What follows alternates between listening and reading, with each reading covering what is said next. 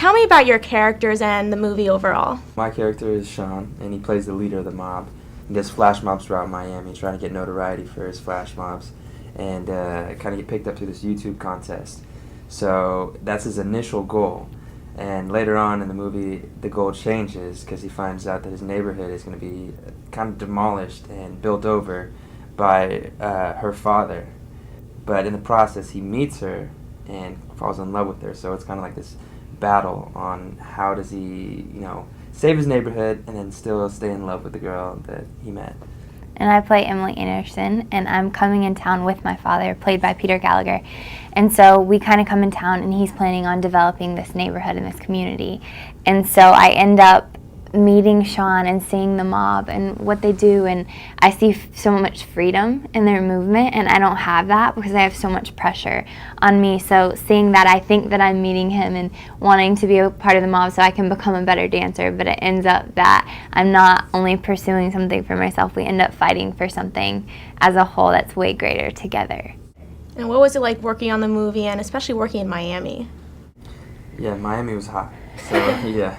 You lose a lot of weight really quick just from dancing alone, and dancing is a workout. Don't let anybody tell you different. So, but other than the heat, it was just a loving environment. I mean, everybody showed up to work on time, ready to go, and just willing to learn, too. It just was a great energy to come to, and Miami was just a great backdrop for us to be in. And you have never danced professionally before, and you have never acted before, so how was that, like doing this new movie? Well, we kind of balanced each other out. I mean, there'd be times where I'd, have it really rough with dancing, and I feel like I couldn't get it, and, just got stuck in my mind. And I just looked towards her, and she'd help me out. And, I just kind of lean on her.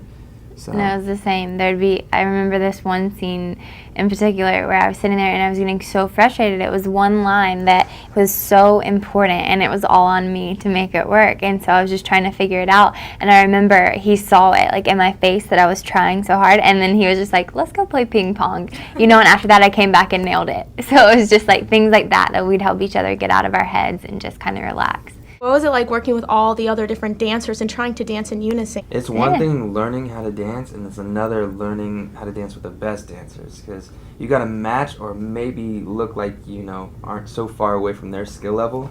So, but the best part about it was they're so inviting. It was just so much talent to pull from. I think one of the biggest things when dancing in unison is the relationships that you have.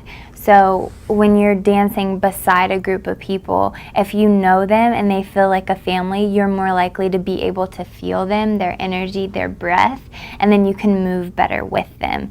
We were able to really embody, a unison in our movement, even though it was tons of dancers.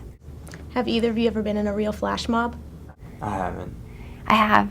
Actually, it was cool. I've been in a couple, so they're a little bit different. I did one for this tour called the Revolve Tour that I was a part of, and we did this flash mob for a certain song that would come on. Everyone who came to see the show, they would join in. So that kind of flash mob, and then I've done some for camps and different conventions, but nothing that comes close to what we've done in Step Up.